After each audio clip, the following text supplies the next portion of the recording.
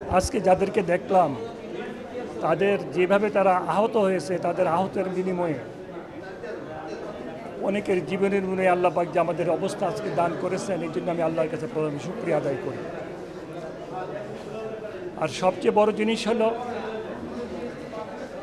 এক নম্বর প্রায়োরিটি হিসাবে এখন এই সরকারকে এবং আমাদেরকে সবাইকে দেখা উচিত এই অসুস্থ রোগী যারা হাসপাতালে ভর্তি হয়েছে তাদের সুচিকিৎসা, প্রয়োজন বোধে তাদেরকে বিদেশে পাঠিয়ে তাদের ব্যবস্থা করা, যা কিছু প্রয়োজন তাই করা দরকার এই সরকারকে।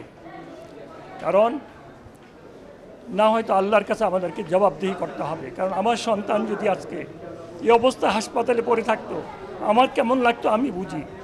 যারা আজকে হাসপাতালে পড়ে আছে, যাদের আজকে পা নাই, যাদের আজকে হাত নাই, যাদের আজকে চোখ নাই, তাদের স্ত্রী, তাদের সন্তান, তাদের বাপ মা বুঝে তাদের অবস্থা কী, তাদের পরিবার পরিজন।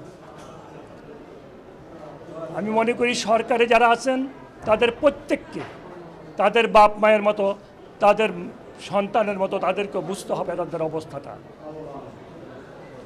যদি ওনারা বুঝতে পারেন, আমি আশা করি তাহলে ওনারা ওদের সুচিকিৎসা পাবেন এবং ওনারা যা চান, যে দুঃখটা ওনাদের মনে আছে সেই দুঃখটা লাঘব হবে আমি বিশ্বাস করি। আগের সরকারের লোকজন দায়িত্ব পালন করতেছে,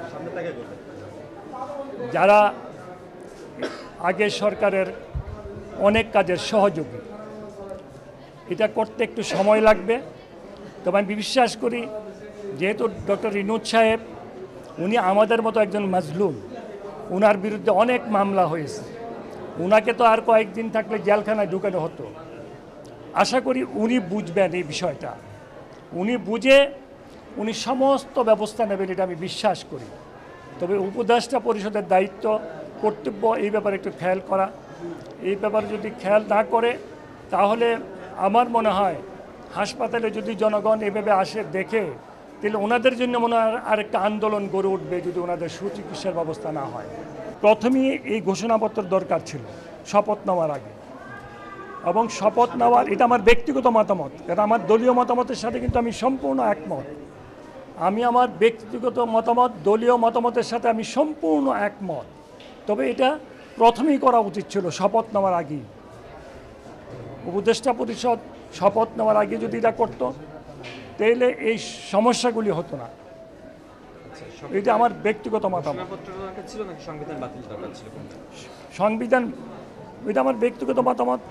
প্রতিবারই যখন এরকম ঘটনা ঘটেছে, প্রতিবারই কিন্তু যেমন এরশাদ সাহেবের সময়, জিয়া রহমান সাহেবের সময় প্রথম সংবিধানকে বাতিল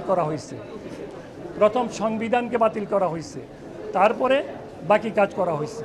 এবারও সংবিধানকে যদি স্থগিত করে বাকি কাজ করা হতো, এটা আমি মনে করি এটাই উত্তম হতো।